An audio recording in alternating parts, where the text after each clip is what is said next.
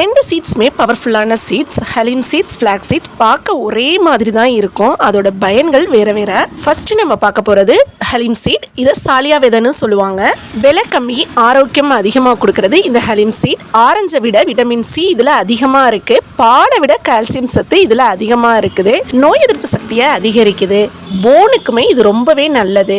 இந்த ஹலீம் சீட்ஸை ஒரு 4 மணி நேரம் சோக் பண்ணி தயிர் இல்லாட்டி ஜூஸோட கலந்து எடுக்கையில் உடம்புல நல்லாவே மாற்றம் அடைகிறத நீங்கள் உணரலாம். ஹேர் க்ரோத்துக்குமே இது நல்லாவே சப்போர்ட் பண்ணும். வெயிட் கெயின் பண்ணணும்னு நினைக்கிறவங்க பாலோடையும் லட்டு மாதிரியும் எடுத்துக்கலாம். ஹலீம் சீட்ஸ்லையும் ஃப்ளாக்ஸ் சீட்ஸ்லையும் ஒரே மாதிரியான ஃபைபர் ப்ரோட்டீன் இருக்குது.